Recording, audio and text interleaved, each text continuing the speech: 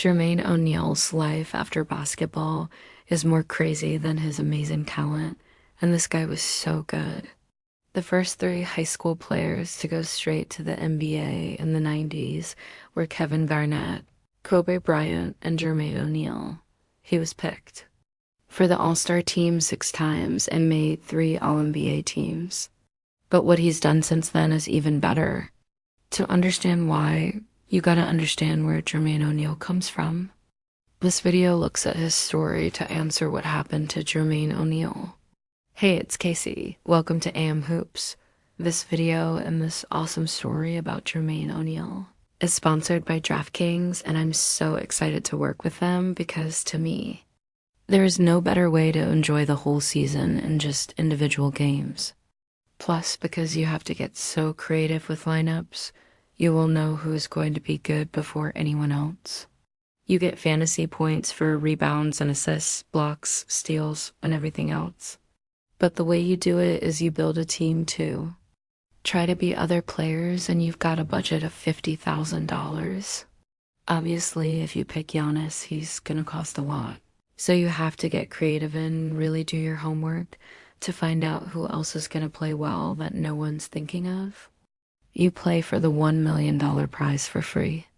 Enter code AMHOOPS on your first deposit or click the link down below in the description.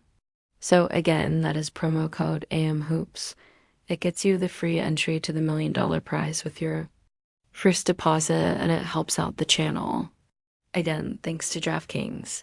O'Neal is from Columbia, South Carolina. His father left his mom and older brother before Jermaine was even born. Not only are kids without fathers 3 times more likely to drop out of school, but Columbia at that time had 3 times more violent crime than normal places. His mom had to work almost every day, so Jermaine and his brother had very little watching over them, and they skipped school all the time. When he did go to school, he would fight. Jermaine's bad temper was famous. He got kicked out of school multiple times for beating kids up. The good news, though, is by that time he was introduced to basketball. O'Neal grew to 6'4" as a freshman. The Eau Claire basketball team was really lucky to have a freakish athlete like Jermaine come to their school. The only problem was the coach. This guy, George Glenn, was not taking troublemakers. He only coached guys who went to class, made good grades, and didn't sag their pants or wear jewelry. You know, basically everything Jermaine was about. There were actually guys at this school with really great talents who refused to play for Coach Glenn and follow his rules. Lucky for Jermaine, though, he was willing to do it because that experience changed his game and his life. And honestly, I have a ton of respect for Coach Glenn. I mean, you don't hear enough about coaches like this. Like, he did not care at all about winning games if it came at the cost of a kid growing up and his character. Like, he stepped in and became the father figure that Jermaine never had. But it wasn't perfect. O'Neal almost got in trouble with the law when his girlfriend's dad caught them fooling around when they were underage. But Jermaine did become focused. They won 3 state championships in 4 years, and colleges were calling. The only reason Jermaine didn't go to college was a scheduling mistake for the SATS dot. He missed the test on the last day and couldn't qualify. So Jermaine was forced to declare for the draft at 18 years and 1 month old.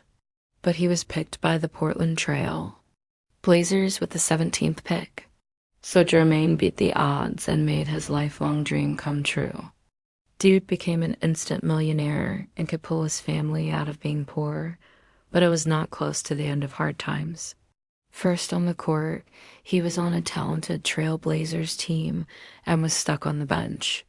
After 3+ years, they traded for Scottie Pippen, Detlef Schrempf, and Steve Smith, so he was even further down the lineup. So Jermaine asked to be traded, and Portland did one of the worst deals ever, giving him up for just Dale Davis. Davis was an all-star once for the Pacers, but he was over 30 years old and averaged 7 points and 7 rebounds for Portland. Jermaine, on the other hand, became one of the greatest Pacers ever. He immediately averaged a double-double, then made the All-Star team and won most. Improved in year 2 in Indy, the Pacers pulled off a quick rebuild with an exciting young core around Hall of Famer Reggie Miller. They had All-Stars Jermaine O'Neal, Ron Artest, and Brad Miller, plus Al Harrington and Jamal Tinsley. He was a big man master in the post. It was rare to see someone his size with movement and shooting range. O'Neal's temper followed him in the league too, and he was never afraid to stand up for himself. Year 3 as a Pacer was an emotional one, both up and down. Jermaine finally signed his first big contract for under $26 million, but they were upset in the first round of the playoffs. And before that, he came home with his mom to find his stepfather had just shot himself in the head. Despite all the ups and downs of 2003, the team took off the next season. Jermaine led Indy to the NBA's best record, 61-21.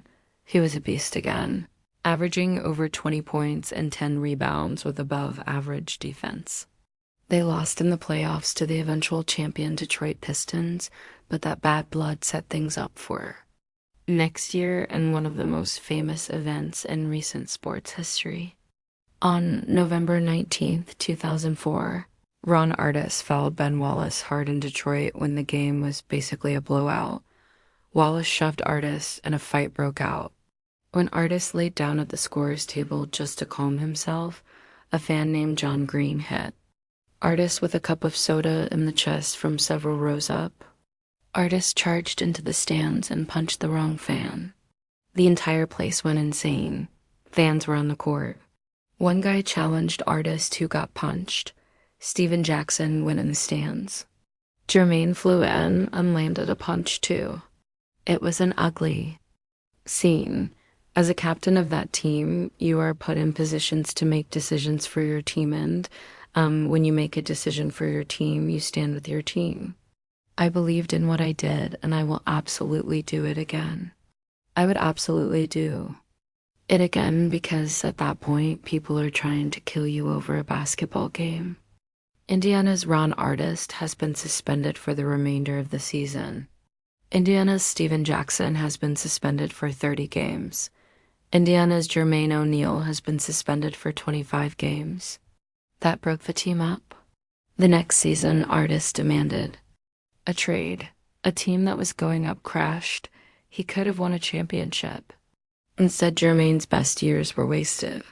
He had 2 more All-Star seasons and good years in Miami and 1 in Toronto, but he would never have a better shot to win a ring, and injuries hit big. He missed 224 of the remaining 672 games in his final 9 years. I think his greatest contribution to a championship team actually was being the Warriors veteran 1 year before the dynasty. He taught them valuable lessons he learned about how short a window of opportunity really is. So despite all the awards in Thiedelant, Jermaine O'Neal never won an NBA championship. But what he's doing now is just as amazing. He has become one of the greatest post-basketball businessmen in NBA history. At 18 years old, instead of buying expensive cars and handing out money, he started investing. O'Neal owns over 32 Church's Chicken restaurants plus 2 other restaurants. He has flipped 2-star hotels in Napa Valley and Sebio San Lucas into 5-star resorts. He owns pieces of about 10 Bay Area tech companies, including one with the Warriors. Owners and a sports agency business he started with Tracy McGrady, but his favorite project is Drive Nation, an indoor youth sports place. Jermaine uses it to help kids in the Dallas-Fort Worth area. So many players go broke after getting money at a young age, but Jermaine somehow has beaten the odds at every step. Odds where he was going to be a gang member or a dropout. Nope. Odds where he wouldn't make the NBA. Odds where he was going to blow his money coming into the league poor at just 18 years old. No, again, the only sad thing at this point in his life is that the Pacers' Refusato retire his number 7 jersey. Malcolm Brogdon wears it today. Some people say Hall of Famers are the only ones who deserve a retired jersey, but I honestly think the malice in the palace is what's holding the Pacers back, and they need to get over that because O'Neal was an MVP talent, a lock for the All-Star game, and one of the greatest Pacers ever.